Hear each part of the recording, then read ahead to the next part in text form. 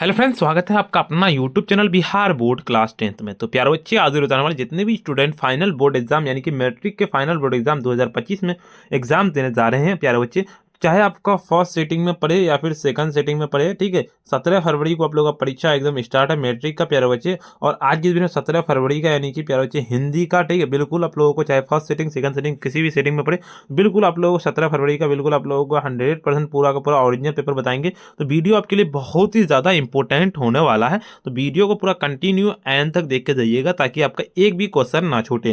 क्योंकि प्यारे बच्चे, इस आज के इस वीडियो में आपको सब्जेक्टिव करवाने वाले हैं, और जितना हम आपको सब्जेक्टिव कराएंगे 100% पूरा का पूरा सब्जेक्टिव यही वाला लड़ेगा। तो आपको वीडियो पूरा एंड तक देख के जाना है, ठीक है प्यारे बच्चे। तो वीडियो को स्टार्ट करते हैं। ऑब्जेक्टिव इससे पहले करवा दिया, जाके देख लीजिए। 3 घंटा 15 मिनट का आपको टाइम दिया जाएगा और 100 नंबर का आपका एग्जाम होगा। प्यारे बच्चे, वीडियो को स्टार्ट करने से पहले आपसे रिक्वेस्ट है कि अभी तक इस वीडियो को अगर आप लाइक नहीं किए ना, वीडियो को लाइक कर दीजिए एक बार, साथ में चैनल को भी सब्सक्राइब करके बेल आइकन को प्रेस कर दीजिए। अपने फ्रेंड्स को जरूर से एक बार शेयर कर दीजिए। चलिए प्यारे बच्चे, वीडियो को स्टार्ट करते हैं और पूरा कंटिन्यू एंड तक देख के जाइएगा। पहला नंबर क्वेश्चन कहता है आपका, मैक्स मूलर की दृष्टि से सच्चे भारत का दर्शन कहाँ हो सकता है और क्यों।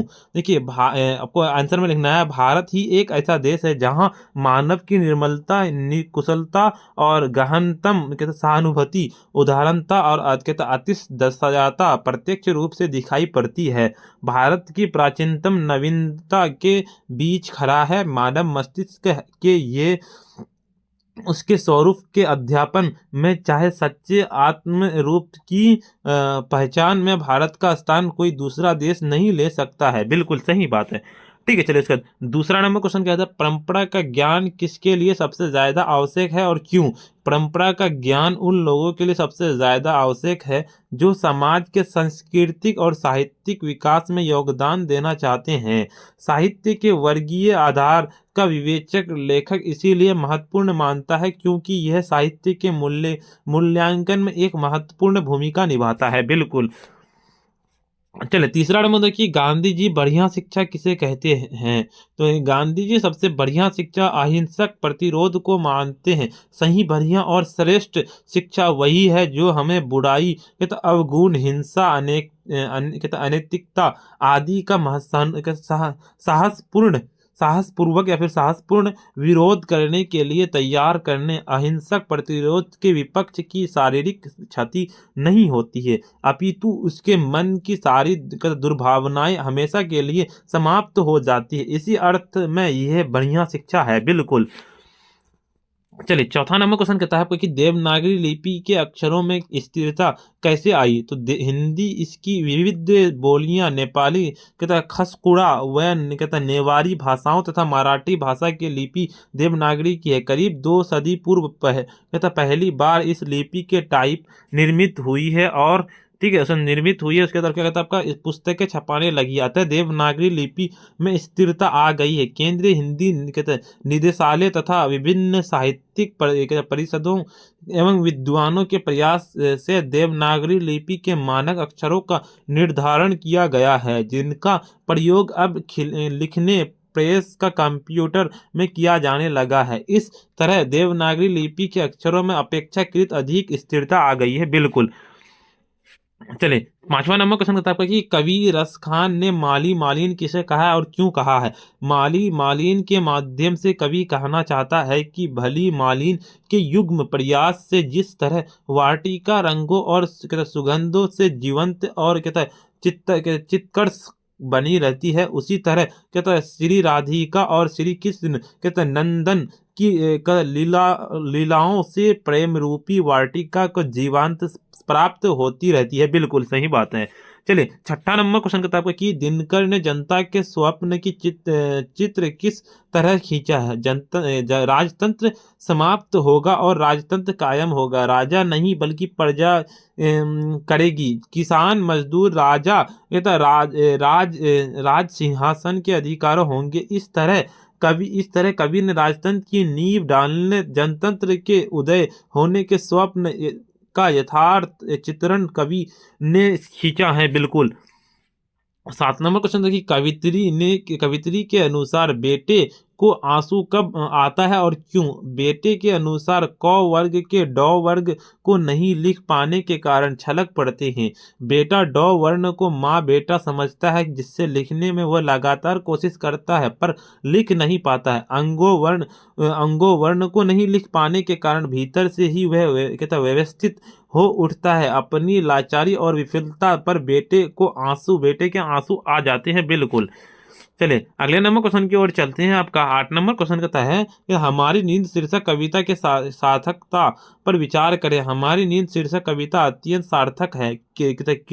किरवी कहता है कि हमारी नींद में भी जीवन अपनी स्वाभाविक गति से विकसित होता रहता है, भले ही इसका एहसास ना हो। जीवन तो निरंतर गति का नाम है। यह नींद और जागरण दोनों के सामान में भाव से गतिमान है। बिल्कुल। 9 नंबर क्वेश्चन है कि दही वाली मंगम्मा कहानी में बहू ने सास को मारने के लिए कौन सा तरीका अपनाया है? उन्होंने बालक के सिर पर हाथ फेरते हुए कहा है, कहता बिठोबा, मैं तुम्हारे लिए संतरे से ही कहता अनशन तोड़ूंगा। बिठोबा एक एक पैसा जोड़ने लगा है। किसी का बोझ उठा देता है, किसी के यहाँ झाड़ू लगा देता है, किसी का कूड़ा बस्ती से दूर फेंकता था। वह इतने पैसे जोड़ना चाहता था कि 2-4 अच्छे संतरे खरीद सके, पर उसकी समस्या हल नहीं हो रहा था। बिल्कुल। देखिए 10 नंबर क्वेश्चन का ढहते विश्वास कहानी की लक्ष्मी का चरित्र चित्रण करें। तो उनकी लक्ष्मी इस कहानी का प्रमुख पात्र है। उसके व्यक्तित्व को कूट कूट कर दृढ़ता और साहस भरा है। बांध के पास ही उसका घर है। गांव में मात्र 1 बीघा उसकी कहता है भूखंड है, पर पूर्व अनुभव के आधार पर ना वही घर छोड़ी है और ना गाँव। देखिए 11 नंबर क्वेश्चन आपका कि नगर शीर्षक कहानी के शीर्षक की सार्थकता पर प्रकाश डाले। नगर शीर्षक कहानी में सभ्यता की संवेदनाहीनता का बड़ा ही मर्मिक चित्रण हुआ है। वल्ली आमाल अपनी बेटी को मुदेरे के बड़े अस्पताल में इलाज करने के लिए ले जाती है। बड़े डॉक्टर साहब उसका परीक्षण करते हैं और डॉक्टर कहता है घन शेखरन से कहते हैं कि वह उसे क्या कहता है, वह उसे आगे लिखना आपको कि वह उसे अस्पताल में भर्ती करवा दे। वल्ली आमाल को भर्ती के लिए चीट मिलती है, पर वह लाख कोशिश के बावजूद अपनी बेटी को भर्ती नहीं कर पाती है। स्ट्रेचर पर पप्पाती पड़ी है, उसे तेज बुखार है और माँ भर्ती कराने के लिए अस्पताल का कमरा छान रही है। वह थक हार कर अपनी बेटी को वापस घर ले जाना चाहती है। वह परेशान होकर रोने लगती है। कहता बरामदे के कहता बीचों बीच खड़े रोता देख एक आदमी उसे किनारे खड़े होकर रोने को कहता है। अस्पताल का पूरा परिवेश अमानवीय, नगर में भी मानवीयता को पूछ नहीं, वहाँ पैसे की पूछ है। कहानीकार इसी आधार पर कहानी का शीर्ष नगर रखा है। नगर शीर्षक के प्रतीकात्मक है और अपनी प्रतीकात्मकता में पूर्णतः सार्थक है। बिल्कुल। भारत के लेखक ने अपने पाठ में किन प्रमुख पहलुओं से जाति प्रथा को एक हानिकारक प्रथा के रूप में दिखाया है? लेखक अंबेडकर ने श्रम विभाजन और जाति प्रथा पाठ के सामाजिक और आर्थिक पहलुओं को जाति प्रथा का हानिकारक प्रथा के रूप में दिखाया है। यह प्रथा सामाजिक एकता और स्वाभाविक प्रेरणा सूची को समाप्त करती है। बिल्कुल सही बात है। 13 नंबर क्वेश्चन कहता है कि मनुष्य बार बार नाखूनों को क्यों काटता है? नाखून पशुता के प्रतीक है। मनुष्य की पशुता को जितना बार काटा जा सकता है उतनी बार जन्म लेती है, और मनुष्य है कि वह अपने ही पशुता को निकाल कर सच्चे अर्थों में मनुष्य बना रहना चाहता है। अतः पशुता के प्रतीक नाखून जब भी बढ़ जाते हैं जब तक ही मनुष्य ने काट डालता है। बिल्कुल सही बात है। 14 नंबर क्वेश्चन की ओर चलते हैं। कहता है डुमराव की महत्ता किस कारण से है? क्या डुमराव की महत्ता कहता है विश्व विख्यात शहनाईवाद बिस्मिल्लाह खां के कारण। इनका जन्म बिहार राज्य के डुमराव के एक संगीत प्रेमी परिवार में हुआ था। बिल्कुल। 15 नंबर क्वेश्चन की ओर चलते हैं कि मछलियों को छूते हुए संतु क्यों हिचक रहा था? तो आपको लिखना है कि संतु मछलियों को बड़े प्यार से देख रहा था। वह मछलियों को छूकर देखना चाहता था, उस पर उसे डर लगता था कि वह मछलियों को छूते ही हिचक रहा था। कहीं वही मछली उसे काट ना ले। अपने बड़े भाई कथावाचक लेखक के बहुत समझाने बुझाने पर उसने एक बार हिम्मत बटोरी और सबसे ऊपरी वाली मछली को उंगली से छुआ, पर डर कर अपना हाथ खींच लिया। उसकी हिचक अभी दूर नहीं हुई थी, अब भी उसके भीतर डर था, जिसके चलते वह मछली को छू ना नहीं पा रहा था। बिल्कुल राइट आंसर हो जाएगा। कृष्ण को चोर क्यों कहा गया है, कवि का अभिप्राय स्पष्ट करें। कवि ने कृष्ण को चोर के रूप में प्रस्तुत किया है। कृष्ण अपने अपरूप सौंदर्य में बांधकर गोपियों की चित्र को हरण कर लेती है। दूसरे को चित्र मन को अपने वश में करने के कारण ही कृष्ण को चोर कहा था। बिल्कुल। देखिए आपका 17 नंबर की छायाएं दिशाहीन सब क्यों पड़ती है, स्पष्ट करें। छाया प्रकाश की दिशा में विपरीत दिशा में बनती है और उगते हुए सूर्य के प्रकाश में छाया पश्चिम दिशा की ओर बनेगी, पर परमाणु बम के विस्फोट के निकले सूरज की रोशनी में मानव जन की छाया दिशाहीन स्थिति सब और पड़ी है। वह विस्फोट से ही एक साथ विभिन्न दिशाओं से अनेक सूरज उत्पन्न हुए, जिनकी रोशनी में मानव जन की छायाओं को एक निश्चित दिशा में बना संभव नहीं था। काल सूर्य के रथ के पहाड़ियों के आरे 10वें दिशाओं में बिखर गए थे, अतः मानव जन की छाया दिशाहीन होकर सावर्त पड़ी है। बिल्कुल। 18 नंबर क्वेश्चन की वृक्ष और कवि में क्या संवाद होता है।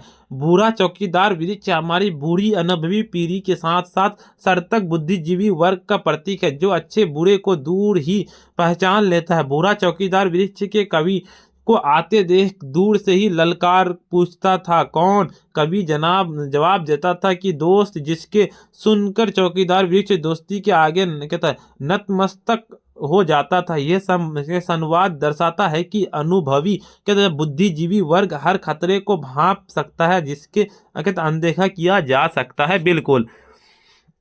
शानदार लबादा किसका गिर जाएगा और क्यों।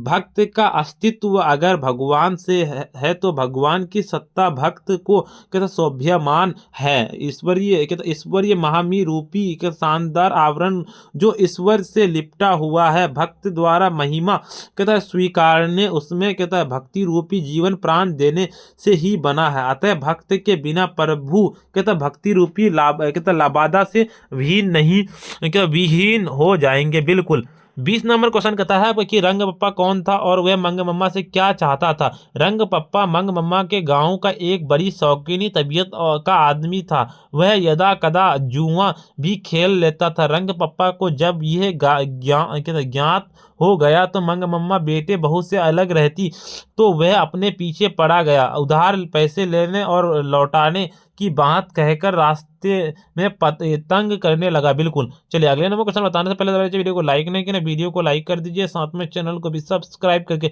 बेल आइकन को प्रेस कर दीजिए, अपने फ्रेंड्स को डिजायर रूट से एक बार शेयर कर दीजिए।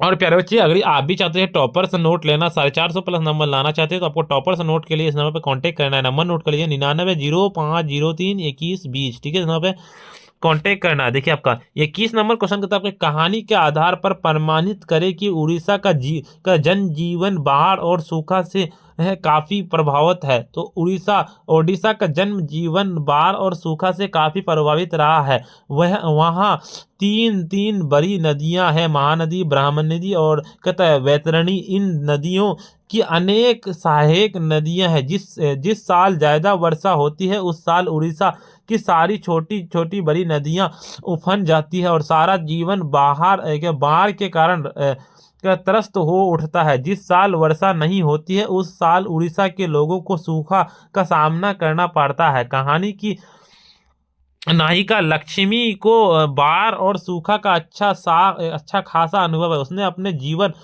में अनेक बार बाढ़ और सूखा को कूट अनुभव किया है। एक साल लक्ष्मी के हल किराए और लेकर बीघे भर जमीन में खेती कराई थी। पानी अभाव के धन हरे भरे सभी कोमल पौधे के धूप भुनकर सवहा हो गया था। एक साल अतिवृष्टि के कारण धोलाई बांध टूट गया था। सावर्त की विनाशशिला का गूंज रहा था। बिल्कुल देखिए 22 नंबर क्वेश्चन की ओर चलते। धरती कब तक घूमेगी कहानी के शीर्षक की सार्थकता स्पष्ट करें। धरती कब तक घूमेगी कहानी शीर्षक सार्थक एक स्टिक है और यह शीर्षक के तहत लाक्षणिक एवं प्रतीकता है। जिस तरह धारिता सूर्य के चारों ओर घूमती रहती है, उसी तरह धरती स्वरूपा सीता माँ अपने बेटे चारों ओर बड़ी बड़ी से घूमता है। एक दिन कहता है सहिष्णुता की सीमा पार करने के पश्चात वह अपने बेटे के यहाँ बड़ी बड़ी को घूमना चक्कर लगाना स्वीकार कर देती है। आखिर धरती सीता माँ कब तक घूमेगी वह अपने बेटे में से अपमानित होकर। बिल्कुल 23 नंबर की परंपरा का ज्ञान किसके लिए सबसे ज्यादा आवश्यक है और क्यों। साहित्य के युग परिवर्तन करने वाला क्रांतिकारी साहित्य करने वाले के लिए साहित्य की परंपरा का ज्ञान आवश्यक है, क्योंकि साहित्य की परंपरा से ही प्रगतिशील आलोचना का विकास होता है और इसके ज्ञान से साहित्य की धारा मोड़कर प्रगतिशील साहित्य का निर्माण किया जा सकता है। बिल्कुल शंभू महाराज के साथ बिरजू महाराज के संबंध पर प्रकाश डाले। शंभू महाराज बिरजू महाराज के चाचा थे। बिरजू महाराज को बचपन से उनका मार्ग निर्देशन मिला है। भारतीय कला केंद्र उनका सानिध्य मिला है। उन्हीं का सहायक रहकर बिरजू महाराज ने सफलता प्राप्त की। शंभू महाराज के साथ बिरजू महाराज बचपन में नाचा करते थे। बिल्कुल देखिए 25 नंबर की मछली और दीदी में क्या समानता दिखलाई पड़ी स्पष्ट करें। मछली और दीदी में कई समानताएं। मछली जल में रहती है और दीदी घर में। मछली झोले में तड़पती है और दीदी घर में छटपटाती रहती है। मछली पानी से निकलने पर मर जाती है और दीदी घर में पिता से पीटती है। और ना मछली अपनी व्यथा प्रकट करती है और ना ही दीदी। बिल्कुल देखिए आपको प्यारे बच्चे मैं 25 क्वेश्चन बताया हूँ, जिनमें से आपको 25 में से प्यारे बच्चे 25 यहीं से पूछे जाएंगे। पूरा का पूरा आपको याद कर लेना, पूरा का पूरा प्यारे बच्चे, ठीक है। और आपको बता दें प्यारे बच्चे कि अभी तक इस वीडियो को अगर आप लाइक नहीं किए ना, वीडियो को लाइक कर दीजिए, साथ में चैनल को भी सब्सक्राइब करके बेल आइकन को प्रेस कर दीजिए। अपने फ्रेंड्स को जरूर से एक बार शेयर कर दीजिए। WhatsApp group and Telegram group को जरूर से ज्वाइन कर लीजिए, नीचे लिंक दिया हुआ है प्यारे बच्चे। और आपको बता दूं कि अभी भी चाहते हैं कि आप टॉपर्स नोट ले लें प्यारे बच्चे, अभी भी आपके पास टाइम है। अगर आप टॉपर्स नोट लेना चाहते हैं जरूर से यहाँ पे कॉन्टेक्ट कर दीजिए। देखिए आपको नंबर नोट कर लेना है 9905032120। प्यारे बच्चे आज का वीडियो इतना ही, फिर मिलते हैं हम नेक्स्ट वीडियो में। और ऑब्जेक्टिव का लिंक डिस्क्रिप्शन में दिया हो, जरूर से आगे देख लीजिए।